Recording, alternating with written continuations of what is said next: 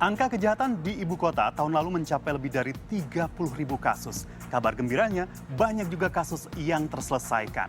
Salah satu faktor pendukungnya adalah bukti-bukti kejahatan yang kini kian mudah didapat dari kamera pengawas di antaranya. Nah, bagaimana potret bahwa kamera pengawas ini bisa menjadi bukti atau bahkan mencegah kejahatan memburu kita? Berikut laporan khas Selamat Siang Indonesia.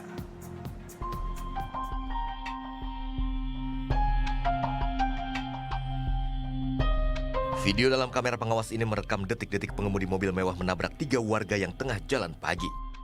Paling tidak ada 2 kamera pengawas yang memperlihatkan bagaimana si pengendara brutal menabrak dan langsung kabur. Tak lama setelah kejadian, polisi berhasil membekuk pengendara mobil mewah yang kabur dan menahannya atas kasus tabrak lari. Kasus tabrak lari di Kelapa Gading, Jakarta Utara itu hanya satu di antara banyak kasus yang bisa terungkap gara-gara polisi berhasil melacak pelaku via kamera pengawas atau CCTV. Paling tidak warga yang jadi korban kejahatan bisa berharap pelaku cepat tertangkap. Warga pun merasa kini keberadaan CCTV kian penting. Untuk CCTV sangat efektif ya, soalnya itu bisa mengetahui siapa pelakunya. Dan itu bisa mengurangi tindak kejahatan juga. Ya untuk CCTV ada segi baiknya sih, maksudnya semua kegiatan apa gitu bisa terpantau semua di CCTV gitu kan.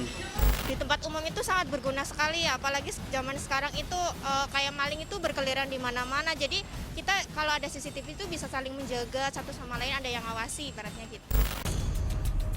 Kamera pengawas atau warga kerap menyebutnya CCTV adalah video yang tersambung dengan suatu jaringan yang biasanya digunakan untuk memantau suatu tempat. Penggunaannya pun kini bukan cuma instansi, tapi juga warga rumahan. Pertama karena saya punya anak kecil, masih di bawah 2 tahun. Terus saya juga kan masih kerja. Nah kalau ninggalin anak itu rasanya walaupun ada yang ngasuh tantenya, pulang nanti diceritain anaknya gimana-gimana, tapi kok rasanya penasaran, kepo nih anaknya ngapain aja sih seharian, kan kangen gitu ya. Dia juga pernah jatuh, waktu dia baru-baru belajar jalan. Kini adanya kamera pengawas di rumah membuat ibu rumah tangga sekaligus perempuan bekerja ini tenang kala meninggalkan sang buah hati. Saya kan kalau lagi aktivitas di rumah, di belakang misalnya, mau nyuci piring ataupun aktivitas lah di belakang.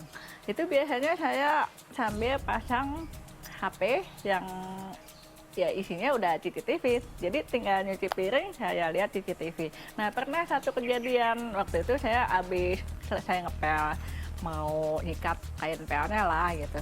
Nah sambil nyikat kain pel itu saya sambil mantau CCTV tuh, begini terus kan. Ya ampun kaget, anaknya udah naik kakinya, udah tinggal dikit lagi keluar deh dia gitu. Saya tinggalin langsung kerjaan saya, pelnya itu airnya masih nyala lagi. Saya langsung pergi ke ruang tengah, bener. Kalau saya terlambat berapa detik aja, anaknya udah jatuh lagi. Sejak muncul teknologi CCTV pun kian berkembang. Harganya bervariasi dari yang murah berkisar ratusan ribu hingga yang spesifikasinya canggih mencapai jutaan rupiah. Kami menelusuri beberapa gerai penyedia kamera pengawas di wilayah Glodok, Jakarta Barat. Di sini ada kamera pengawas yang dijual mulai dari Rp300.000 saja.